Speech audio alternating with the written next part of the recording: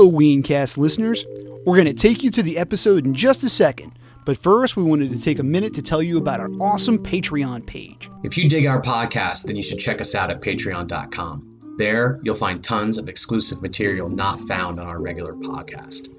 Yes, exclusive episodes, bonus tracks, and other especially brown shit. We've got rare tracks straight from legendary taper Fred Moore's own private vault, including a truly bodacious Sorry Charlie, as well as part 2 of our epic interview with Claude Coleman, drummer of Ween, of course, where he shares such shit as how he came to join the band. Hint, couch surfing at the pod was involved. And a conversation about, and among other things, the pandemic with Tomato 11, band leader of Sound of Urchin and Ween friend. We're just scratching the surface here.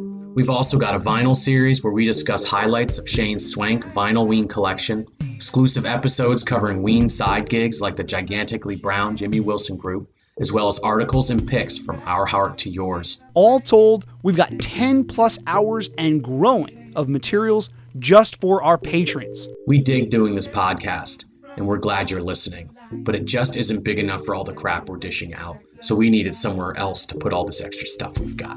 So check us out at patreon.com/weencastpodcast. See ya! And now, back to the episode.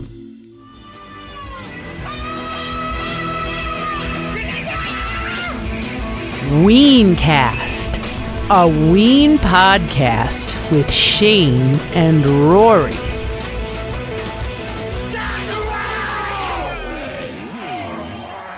Hey, what's up? This is Shane. And this is Rory. And this is Weencast. And we welcome you to a new episode. Yo, yo, yo, yo, yo. Welcome, everybody. What up? What are we kidding? What are we kidding play? Why not?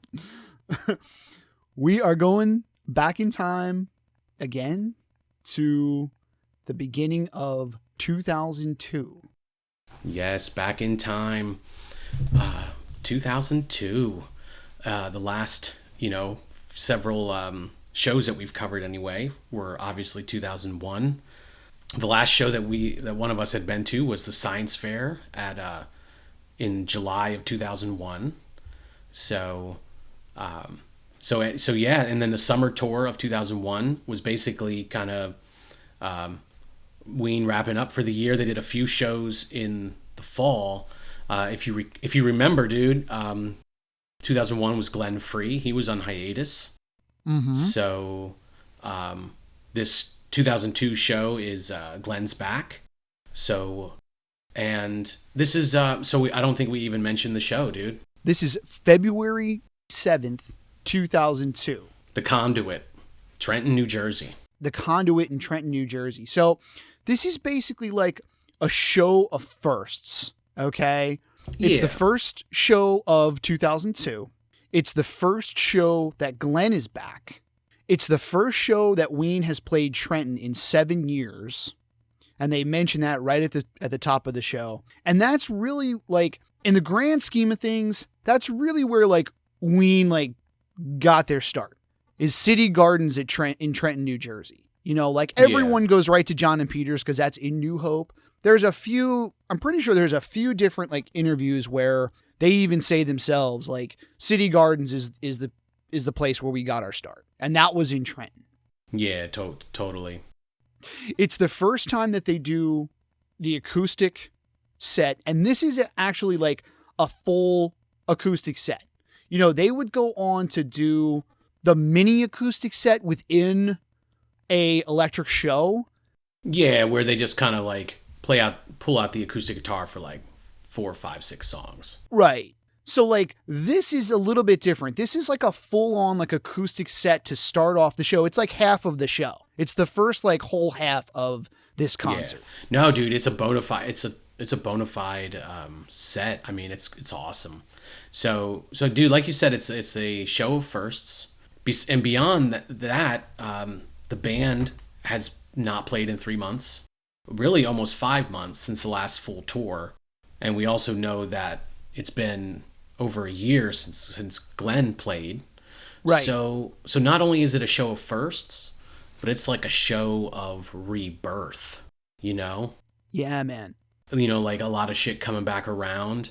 And so yeah, dude, I gotta tell you, this is a really fucking good show. The biggest firsts, though, is that this is the first time that anything from Quebec is played. Yes, dude, absolutely. So Quebec is still like a year and a half off, right? So this is still like pretty far out from the actual album release.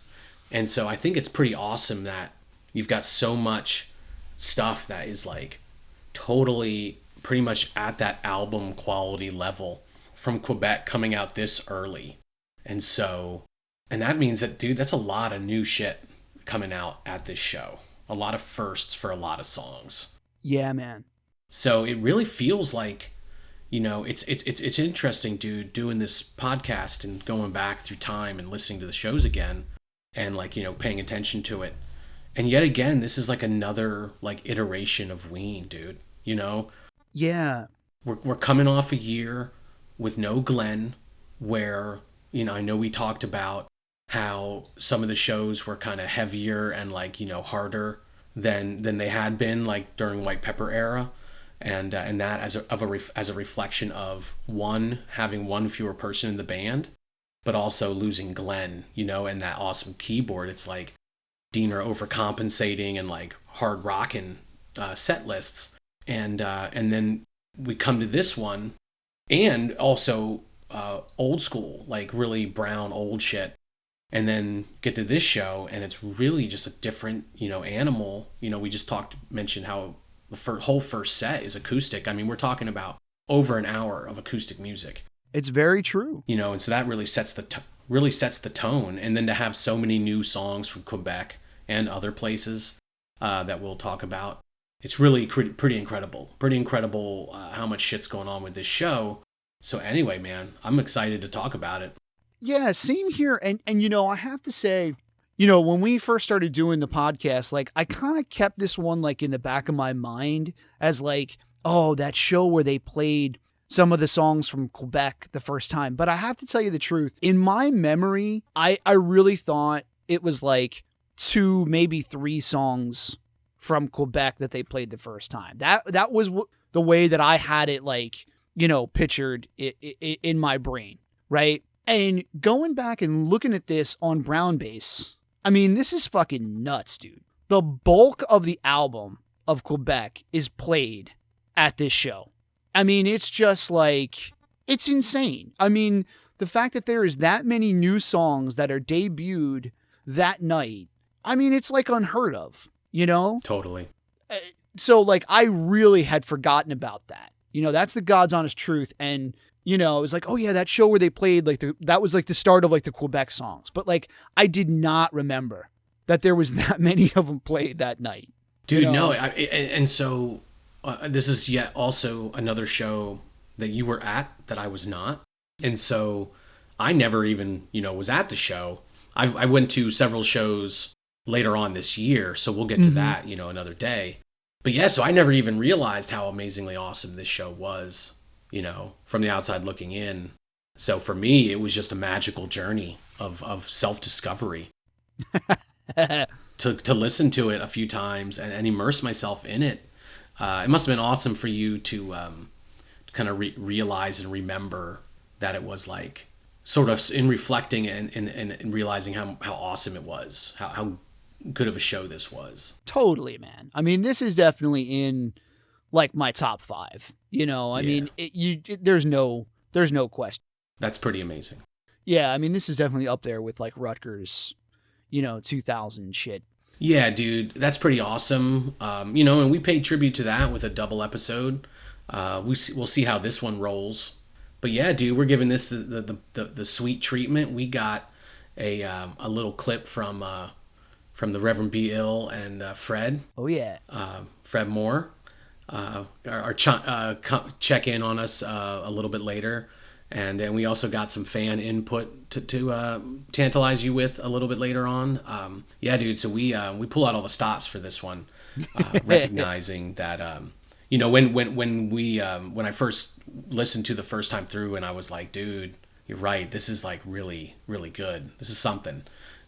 we really wanted to make sure that we put something nice together. Welcome back, my friends, to the zine that never ends. It's Don't Get Too Close to My Fanzine, issue 6. This issue, we've got amazing work. From comics, to art, to articles, to cats, and even an article from your very special heroes, Rory and Shane. You know it. Don't Get Too Close to My Fanzine is over 60 pages of Ween content. You know you love content. Check out theweenzine.com for a pre-order information. Should be coming at the beginning of March. Don't Get Too Close to My Fanzine is the world's only zine about Ween, and it's only available to every single person in the world. Theweenzine.com, babies. Hey everybody, how's it going? Your old pal here, August Forming, aka Fred Moore. Just wanted to let you know about a new show I am co-hosting with my old friend Patron called Birds, Bands, and Baloney. We talk a little bit about the Philadelphia Eagles, we talk a lot about bands, and we talk a whole lot of baloney. Our pilot episode just premiered on 3/7/21. Please check it out at my YouTube page at Freddington1. That's the number 1, not the word. Also remember, Bill and Fred's Excellent Adventure every Sunday at 3 p.m. on the same YouTube channel and Facebook Live. And now, back to Shane and Rory and Weencast. I know, I love them too. Well, why don't we start with kind of like our own memories? So now you were up at State College, am I right? Yeah, dude, I was at State College working at the pizza shop. I'm pretty sure that, and I had recently just started dating Amy, my now wife, actually. So this is like a little bit more than a month after that started. And as I recall that time of my life, I wasn't going to school, but I was just working full time. I was running the pizza shop. So I just don't think that, I don't remember, dude, you'll have to tell me. I don't know how much notice you had about this show or whatnot. By this time, I know that, Choco Dog and stuff is rocking and rolling for tour dates. So I know I went to several shows later in the year. So I'm not sure if I was just kind of like, hey, dude, I can't make it, but not worrying about it or what. I know I was just busting my ass and working a lot. See, that's always like the hardest part about these is, especially some of these smaller shows, because this is a really small venue. And I honestly, I don't know a whole lot about the Conduit, but I do remember that it was a new place. I don't think this was like the very first night where there was like a show, but I remember that they were saying like it's a new club. Yeah, Fred affirms that. Fred says that in his message to us. Right. And I remember that, but I can't remember like how far in advance they announced that they were going to be playing. But I remember like the it was kind of like, okay, it's a new place and it's really small. Tickets are going to go quick, that sort of thing. And I also like didn't have my own car at this point, really. So me getting down there, like, so can't be more than an hour and a half or something from where you used to live, right? Right. I mean, basically like anywhere. And for me, so it was like definitely a much more significant time investment, sadly. Right. So, from where I was living is basically the same area as where we grew up, and it's not that far from New Jersey. So now Rory is another, at this point in our life, you're another like 3 hours west. About give or take. So it was a lot easier for us to kind of like throw together a plan and be like, okay, we can make it to, pretty much anywhere in New Jersey in, like an hour and a half, 2 hours. So yeah, totally. So my story's just kind of bullshit, and I'm, it sucks. Like, well, first off, if people are listeners, then they know that from time to time we joke about that you have seen more shows than me, and like how many, you're up by a couple and whatever, and it's all fun and whatever. But this is the point where you're kind of like up the most, because there's been a few shows early on here, like over the last few years, that you had just been able to get to that I wasn't. So yet again, it's one of those that I'll forever regret. Well, but anyway, I know you got a story about how you got your tickets and shit, and I'm just a bystander, so I should just shut up. This is also one of the times it sticks out in my memory of like, I just barely got us in to this show. I can't think of any other show where like I had just gotten us in by the skin of our teeth. Like, I mean, by the hair of your chinny chin chin. Yeah, right. That sort of thing. Like the Trade Win show was one of those deals where, hey, I got 2 extras. You could just buy off of me, like meet me there. And back in those days, like we said in that episode, you were taking a risk. This is 2001, 2002. I didn't have a cell phone till like fucking 2007 or some shit. Fucking forget it. This is, you better hope that those people are there when you get there. You know what I'm saying? So yeah, dude, that's funny. I was big on the Ween forum. Meet me at the payphone. Just go to a payphone and just call, the venue and then ask for me. I was big on the original Ween forum, which I always refer to as the Ween news group. So it's like alt.music Ween. I can't remember exactly what it was called, but I mean, back before the Ween forum was even like a thing. It was the actual like news group of just Ween, people. And I can't remember if I tried to get tickets directly from the venue or if it just wasn't even like an option. Like as soon as like, it was announced, it was like, well, the regular tickets are already gone, but you have, if you guys can, work it out amongst yourself or what, I can't remember. But I mean, you're talking, this place only held, someone can correct me if I'm wrong, I want to say like 400 people. 350, 400, something like that. I mean, it was not a big place. It was, a little, basically it was just like a bar. Yeah. So I had worked it out with 2 separate people for 2 tickets. And our friend Matt, who we've mentioned on the show before, K-Dog. We love you, K-Dog. K-Dog. Came with me, and I'm pretty sure he drove us. You have it spelled D-O-G in the notes, but it should be D-A-W-G. So I'm going to fix that. Only fair, yeah. K-Dog. Yeah, K-Dog. So I had worked it out with 2 different people for 1 ticket each. So the first guy, I don't know which one to really talk about first, but the first guy was like, okay, meet me there. I'll have 2 extra tickets, but one of them is already spoken for. So I can give you my other one, right? I can't remember what his name was. I want to say his name was Chris, but I can't say that for sure, but here's the part I do remember, okay? He was like, dude, find me in line. Like, I'll be outside. I'll wait outside for you. I'll be wearing a New York Yankees cap, right? And I'm like, okay. So I, wrote that down or whatever. Dude in Yankees cap. And this is Jersey. There could be all kinds of people with Yankees caps. Right. So when we got there, I don't even really remember anything about the trip, like in the car. It couldn't have been that eventful, because I don't remember it at all. But I remember getting there and getting in line like no problem. There was no hassles or anything like that as far as getting there. But I remember getting in line and like the last dude in line, like right ahead of us, was wearing a Mets cap. Yeah.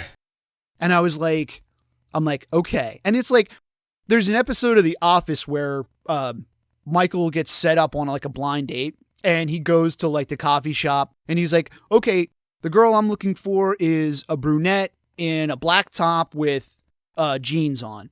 And then he sees this like gorgeous blonde girl in like a white dress. And he's like, so that must be our girl, So it was like one of those deals. It was like, okay, I know he said Yankees hat, but maybe he just meant Mets and he just fucked it up. And that's probably like real sacrilege among, Mets and Yankees people. But I was like, okay, the dude in front of me has a Mets hat on.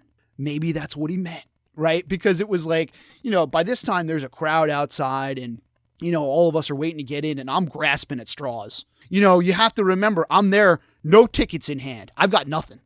You know what I mean? And I'm here with Matt, so I'm like, I got to put something together. So I'm like, hey man, like, are you Chris? I think his name was Chris. And he's like, no, but I'm looking for Chris too. And I was like, really? And he's just like, yeah. And I'm like, Yankees hat? And he's like, yeah. And somehow we found this, I just remember all of a sudden the dude in like the Yankees hat, it was like, the crowd party. Appears. And there he was. Yeah. And it was like, and it was like, yes, there he is, the dude in the Yankees hat. And I'm like, ah, you know. And there it was. It was a Yankees cap all along. He hooked us up. That's awesome. I also remember him saying to me, dude, I didn't know if you would actually make it, man. Like, I thought for sure that you wouldn't actually make it. I'm like, fuck that, dude. Like, I am here. Do not doubt Shane. And I kind of remember being like, all right, K-Dog, you get the ticket from him or you stay with him. His tickets might have been at Will Call too. I can't quite remember. But I was like, dude, just take my friend, make sure he gets in okay. Right? Because the other guy that I had arranged the tickets with, the other ticket, this guy wasn't able to make it at all. Right? So I think it was a guy that I talked to on the forum a couple times and then spoke with on the phone. Like, hey, man, would you mind if I just called you? So he was like, I'm not going to be able to make it at all. My tickets are at Will Call. My ticket is at Will Call. I'll call the venue and tell them that you're coming instead of me. Right? So it's like, well, what could possibly go wrong? I remember going up. By the time you get to Will Call, it's like, hey, man, it's do or die. Like, you're in the front of the line. You better not fuck around or, something better not go wrong because, you're on you're on the spot, like. It's your turn. Yeah. I remember talking to the girl and giving her that guy's name and being like, I can't remember his name at all. Like, and her just being like, no. Can he be Brett for the purposes of this conversation?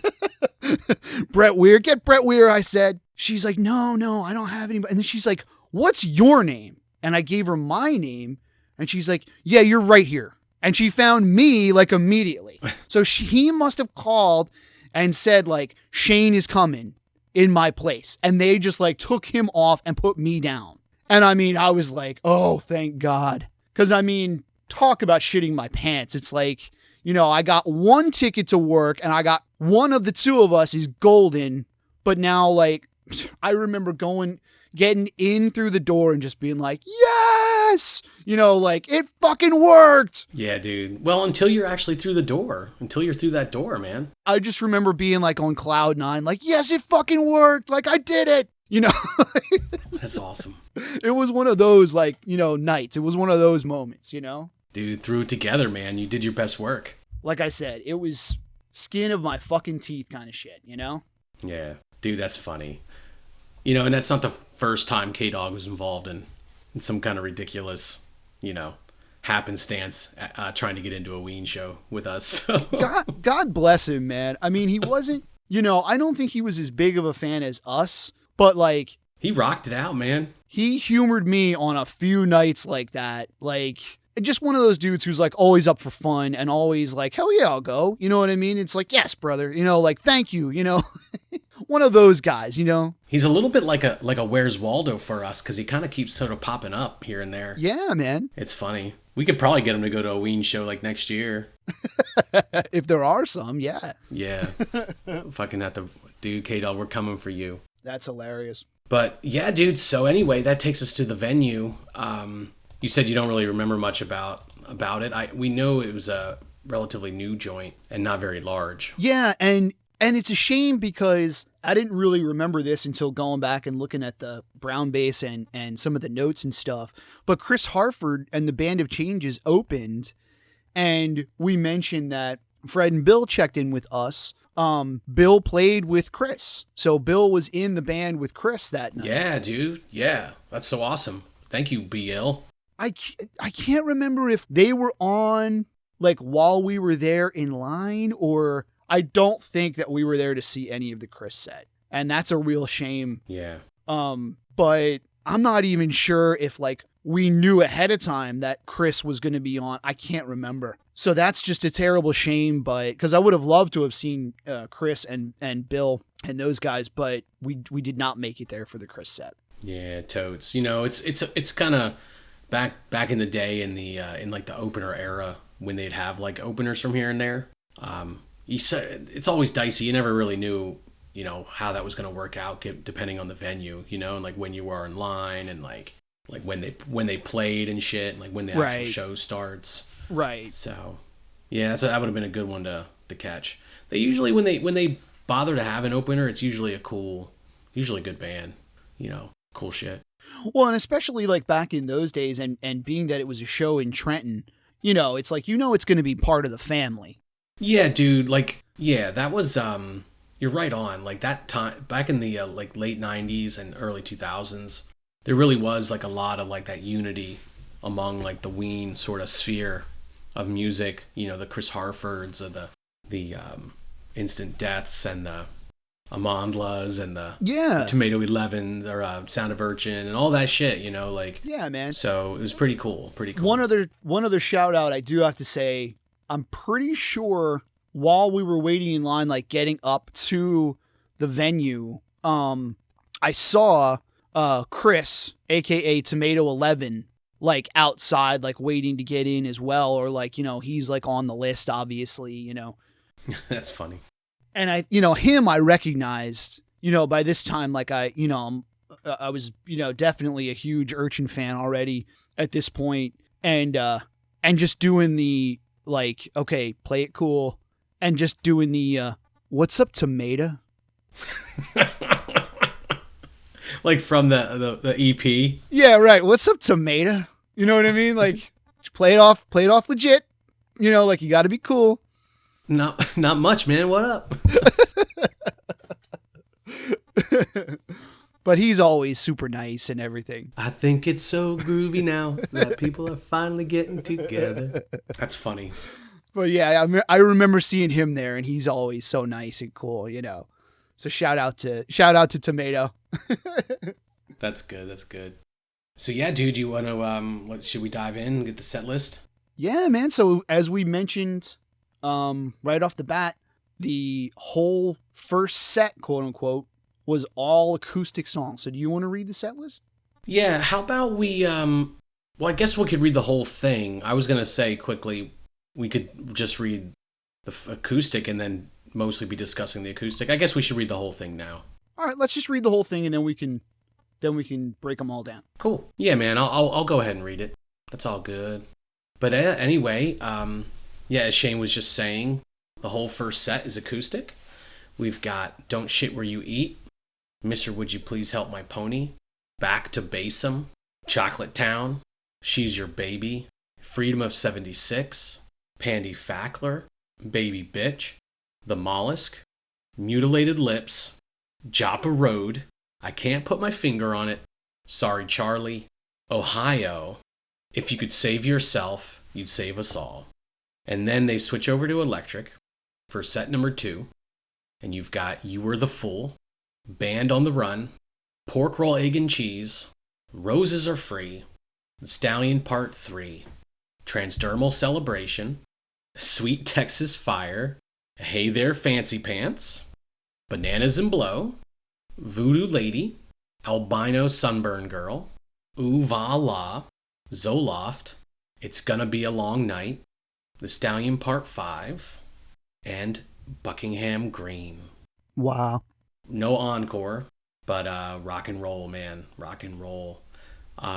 First off, 30 plus, like 31 songs. So that's a hefty set list for sure. Yeah, I mean the show clocks in, I think, at about 2.5 hours, and that's with no encore. Yeah, dude, no, it's a solid show. That's a good length for a show anymore. It's not like they ever were like, 3.5 hours every time or anything, something like that. 2.5 hours is great, and to not have an encore and still have 2.5 hours, you're right. That's pretty phenomenal.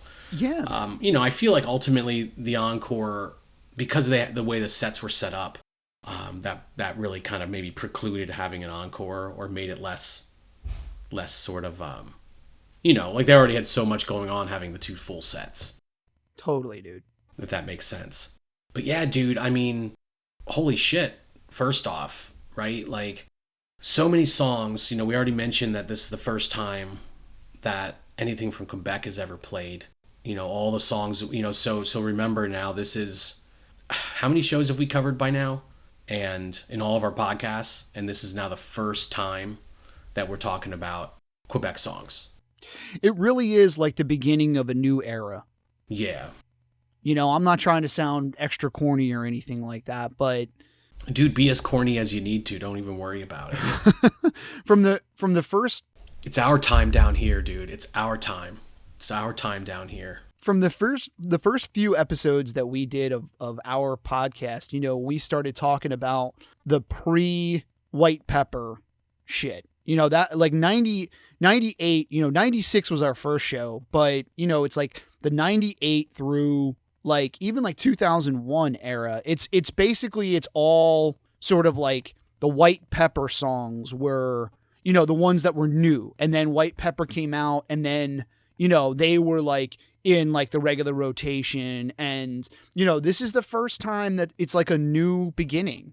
Yeah, the last era, we can, you know, it's kind of how I was thinking of it, was them establishing as a 5-piece band for live purposes, but also album purposes, right? With White Pepper in the mix there, you know, and so this is absolutely a definitive kind of new era, the first era that really comes from them as a 5-piece band. You know what I mean? Does that make sense? Like, yeah, because the last time it was still the bulk of everything was really the Gene and Dean and like that earlier time period, so much of that old school shit and the Roots, and then now it's kind of like the era starts from the base point of the 5-piece band. Yeah, it's true. You know, excelling, you know, at the height of their power, you know, at the height of their powers, really. This is, you know, another, you know, I think a really great example of them playing at their best, you know, at this show. Mm-hmm. You know, so many new songs, and not just from Quebec, but also, you know, a few songs were like unreleased, sort of like B-sides and shit, right? Like, yeah, dude. Sweet Texas Fire. And how's that work again, dude? Like, it's a, that was just a 7-inch single. Yeah, there's a 7-inch single of Sweet Texas Fire, and I think it's from like the country album era, if I'm not, because I think something, now I can't remember what was on the other side of it. It's like Sweet Texas Fire and Piss Up a Rope maybe is on the B side of, I can't, but it's not on any of the albums or anything like that. That's the only thing that it really like made an appearance on before, you know, like this, before this show at least. Totally. And that's, mentioning Sweet Texas Fire, you know, it's only played 30 times, you know, like that's like insanely rare. And Albino Sunburned Girls, another one that's from like the unreleased. Right. And then Uvala, you were just getting me up to speed, is from the infamous Caesar demos. No, I mean, you know, it basically like the Caesar demos is like everything that was, you know, like in circulation around like the Quebec stuff. So it's, you know, I hate to call it a throwaway because I love that song. You know what I mean? But it's just one of the songs that like didn't quite make it on Quebec. You know, it's interesting. I was looking at Wikipedia for the Quebec album, and it actually has the track listing, and then it says Japan bonus track, Uvala. So it was apparently it was a bonus track on the Japan version of Quebec. I'm sure there's people out there that have it. I don't. But that's pretty cool. So it's like a Quebec, you know, B-side or whatever you want to call it. Yeah, no, that's really cool. And it's interesting too for me because Quebec, I always felt like it was a little bit like Ween's like White Album in the sense that a little bit long, maybe a few tracks that maybe, you know, didn't need to be put on the album. And so it's interesting to note that, you know, how much more stuff they had also. And something like Uvala, which is a great, like, sort of like a hypnotic jam, you know, during the show. Yeah, it's a cool song. I like it a lot. But I can totally see why, like, it didn't make the album, you know? Yeah, true. But yeah, so this was actually the first time that was ever played. So that's pretty freaking awesome. And that's true for a lot of songs for this show, which we'll, like, highlight as we, like, talk about this shit.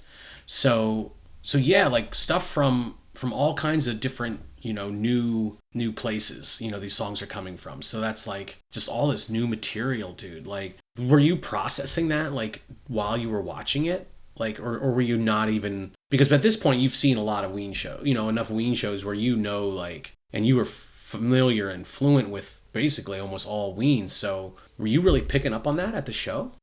You know, that's the funny thing. Like I had mentioned earlier, you know, in my memory, I remember that was the night where they played some of the Quebec stuff for the first time, but I didn't remember that it was that many songs. Yeah. And I do have to admit that by this time, you know, 2000, like the Science Fair and like 2002, you know, I wasn't playing the bootlegs as much as I had previously. So like, you know, like the 99 shows and like the 2000 shows, I was just listening to those bootlegs like, you know, over and over and over and over. And by like this time, you know, I'm sure I know I have the bootleg of it because I still have it actually. It's, you know, CD, you know, version of it, but I don't think I was listening to them like as much. And I probably did it on purpose because it was like, okay, those new songs, like, you know, keep them fresh, keep them as fresh as possible for as long as possible. You know what I mean? Like,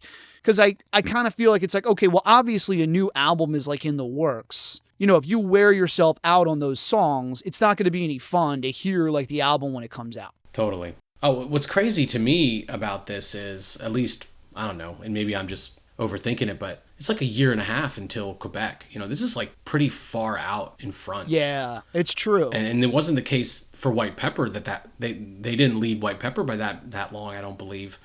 So I feel like that's quite a ways before the album even like shows up. It's pretty true, yeah. But I mean, we didn't know that at the time. You know what I mean? Like, oh yeah. I think by this time it was just sort of like, okay, obviously with that many like new songs, something is going to happen soon, but it wasn't as soon as we would have liked. Yeah. Yeah, I mean, that was the gap between White Pepper and Quebec is the longest gap up to that point for them. You know, and that's also transitioning from their White Pepper was the last album on the Elektra record. What am I?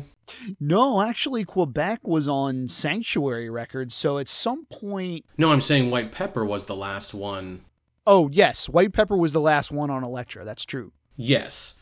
And so from White Pepper until now, I know they're playing around with Choco Dog, their own label, trying to get, you know, sort of stuff put out with that and like, you know, messing. So I know that there's a lot of things going on behind the scenes and like in other avenues for Ween, you know, kind of during this time, as far as like, you know, there's a big 3-year gap or whatever between White Pepper and Quebec. It's also, as far as that gap, remember with the Glenn hiatus, I mean, I feel like that can only extend a gap between albums, right? Like if your keyboardist is sort of, you don't know if he's getting them back or not, you know, you're certainly not gonna maybe get started right in the middle of a new album, right? With that going on. And then also, not that it's, you know, we got a little ways before it happens, but of course Claude has his, you know, sort of big car accident, you know, later this year.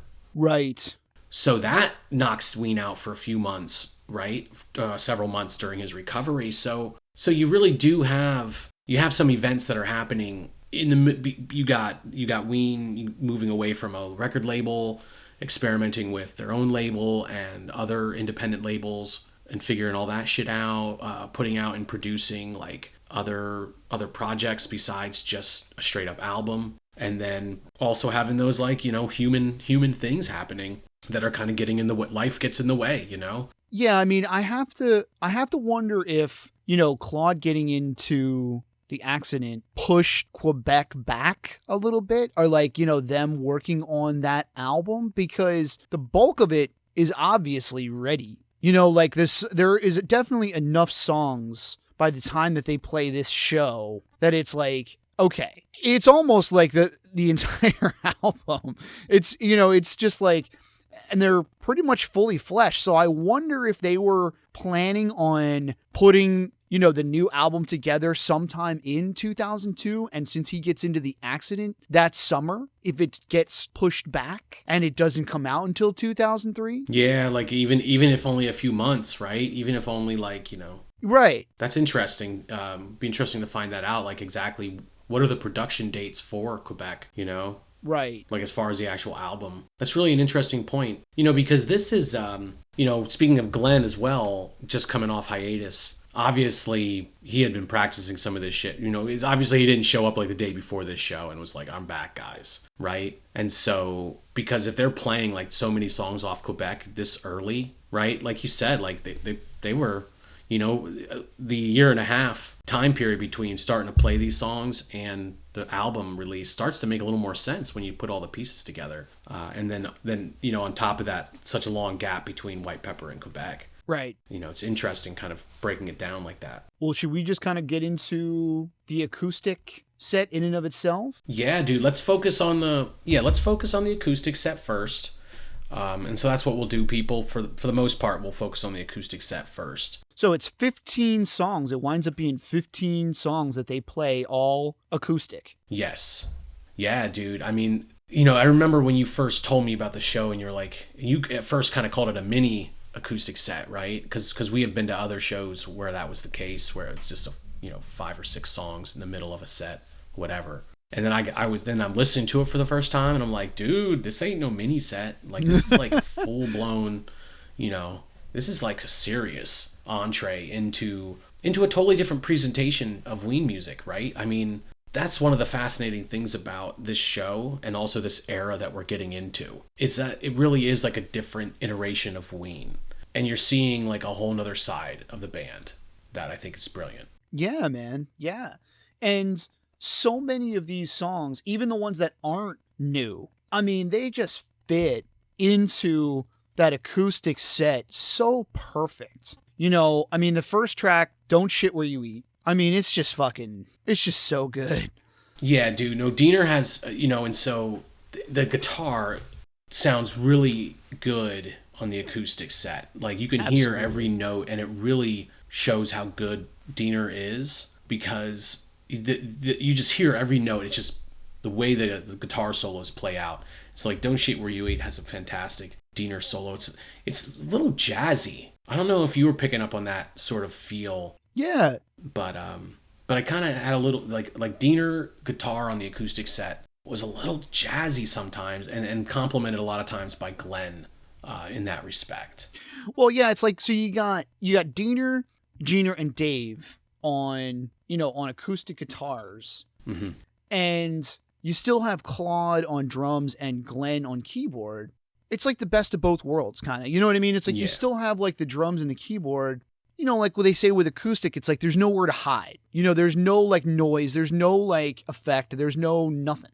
I know we've said this, plenty of times in the past, but Diener is just on point, man. And I mean, mm-hmm. for this whole show, but for this whole acoustic set, I mean, he is just spot on perfect through this whole, acoustic set. It's just beautiful. If I may draw a contrast as well, so the previous year, we documented how the shows were kind of the heavier, harder side of Ween.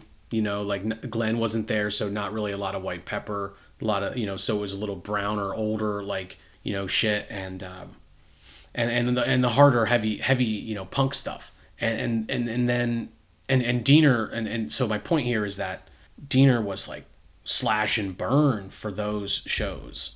I mean, like, he was on fire, like at Trade Winds, like he was on fire, like in like a heavy metal sense, like thrashing, and like he was Slash in Guns N' Roses, and then to turn it around in this show the next year to do this acoustic set where you can't hide behind the noises, like you said, dude. I mean, that's right on, and it's just beautiful guitar on this acoustic set. And Chocolate Town, this is the first time obviously that's played. That's also, dude, a rare song in general. Like, that was never a part of the major rotation of Quebec, so that was an awesome rarity at this show, and a beautiful example of Diener's guitar. Totally, man. And what's really cool about Chocolate Town is the first song. It's the fourth one that they play, and it's the first one of the new songs that's played. And, like I said, this is such a small venue. They start playing this, and I think Aaron does say, like, this is called Chocolate Town. And they start playing it, and I mean, you can hear how, like, quiet it gets.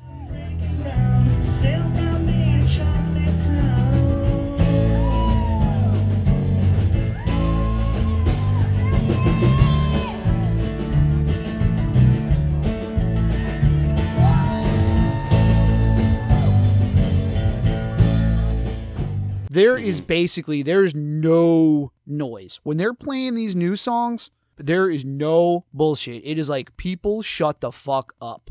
Well, no one knows the words, dude, so they're like listening. Yeah. I mean, like, you can really tell, no, I'm skipping ahead a little bit, but at the end of If You Could Save Yourself, he has the infamous line of blank in your mouth. I'm not going to say it. But you can tell people are actually fucking listening because people like laugh and people have, and it's like, fuck, man, like those people actually heard him say that line and they have like their reaction. Mm-hmm. You know, like they are paying attention that closely that he sings that lyric for the very first time. No one has ever heard it before. Mm-hmm. And people heard what he said. You know, it's just through the acoustic set and the new songs that they play. I mean, you can hear like how quiet it is and how people are like respectful totally to those new songs because they don't know them. And also it's just like, it's a new song. Enjoy it. Listen to it and enjoy it. Totally. Well, other shit on the acoustic that's worth highlighting. She's Your Baby. Oh my God. From White Pepper. Amazing. I'm sorry? I'm just saying it's amazing. And the fact that, yeah, you know, this is only what, the 6th time or the 7th time? Yeah, this is the 7th time that's ever played and only 60 times total. So that's rare. Definitely not. Definitely like pretty unusual tune. And another beautiful Diener. A major highlight for me for this show is Joppa Road. Dude. Which is the first time. This is the debut of Joppa Road. And it's also incredibly rare tune that barely gets played live. I absolutely love how, you know, again, like, now they don't mention what the song is going to be. Like, they don't say this is Joppa Road, but you can hear Aaron say, after they're done playing Mutilated Lips, which comes right before it, hey, leave the lights on, because I need to read my piece of paper that I wrote my lyrics on. You can hear him say that. Nice. And you can hear Diener, and Diener says something like, we've never played this song before. Yeah, I picked up on that when he said that. I didn't hear the other part. That's awesome. But they don't say what it is. And then they start it, so it's just got like that little like jazzy, talk about jazzy. Like it's got like that. Yeah, dude, this is what I'm talking about. That's what I'm talking about. Lay it out, brother. Lay it out. It's got that like jazzy intro. Dun, dun, dun, dun, dun, dun, dun, dun, dun. And again, you can hear how quiet it is because people don't know what the fuck it is. Yeah, dude. And then Aaron does the first line and the place just goes crazy. You know, as soon as people realize what song that is, it's just like, oh shit, like Joppa Road, like yeah, chocolate and cheese, man. The first fucking time that song has ever been played. And it's a chocolate and cheese song. Yeah, dude. No, dude, it's like how many, at that point, chocolate and cheese has been around for a long time. It's amazing that this never was played. Yeah, everybody who was at this show fucking knows chocolate and cheese. I mean, that's fucking, you know, that's the gold shit, you know? And that's why I'm just got this, you know, this iteration of Ween. It's like Diener's picking up the acoustic and he's not afraid to get a little jazzy, a little like sweet. And it's just like, and Joppa Road's beautiful. He got a great solo, but for me, the highlight of the song is Glenn in full effect. Wraps up, you know, has a big solo to wrap up the song and just reminds everybody like who he is and that he's back. So totally, man. That's, you know, that was pretty baller for me. That's definitely as far as, you know, stuff that's not, you know, the new songs from Quebec, you know, if you're going to say like, well, those are the obvious like standouts of this show. I mean, that's got to be the next one right behind those is. Yeah, dude. I mean, the fact that, so it's interesting because all those other songs from Quebec, it's their debut because it's their time to be a debut. You know, Joppa Road, like you said, it's like Chocolate and Cheese goes back to what, 94? Right. You know, so it's like the fact that this hadn't been played yet, you know, is just pretty freaking phenomenal. Totally, dude. It's just awesome. I mean, obviously it's not something they like jam out and when it's the acoustic, I would love to see. I know that I can remember another time that I've heard it live and it was during one of the mini acoustic sets. So obviously it's a song that starts to get some play during this time period. Right. At least a little bit of play. It's only 28 times total and this is the first. So it's never a song that ever got a lot of play. That's fucking nuts, dude. Yeah, dude.